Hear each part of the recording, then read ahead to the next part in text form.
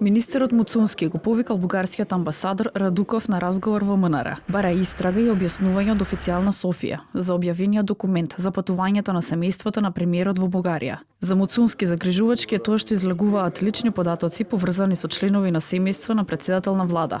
Се повика на меѓународното право. Вели дека ова е неприфатливо во меѓусебни односи во две држави, независно од тоа што имаат тие меѓусебни политички тензии. Има држави кои војуваат меѓусебно, па ваков тип документи не излагуваат во јавност, потенцираше Муцунски.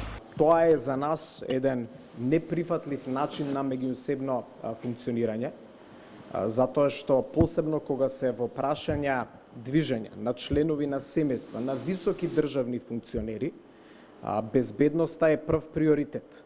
И на територијата на нашата држава постојано се случува да се движат и членови на семејства на високи странски представници и сами странски представници, некогаш и по приватен капацитет. Но никогаш не се случило таков документ да излезе во јавност.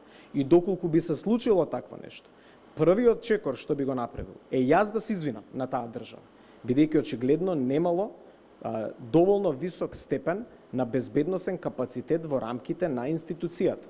Владеачката ВМРО-ДПМН е побара од председателот на опозицијската СДСМ да го осуди преседанот во дипломатијата. Оттаму вела дека овие сигнали кои што ги испраќа Бугарија даваат јасен знак дека патот за Македонија во ЕУ нема да биде лесен, туку ќе биде полн со предизвици и притисоци.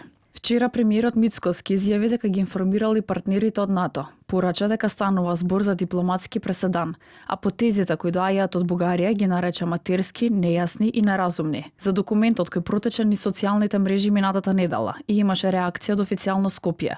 За сега молк од Бугарија. Оттаму вчера беа испратени истите пораки дека уставните измени мора да се спроведат и нема да има репреговарање на преговарачката рамка. Шефицата на бугарската дипломатија вчера изјави и дека говорот на омраза во Македонија станува тренд.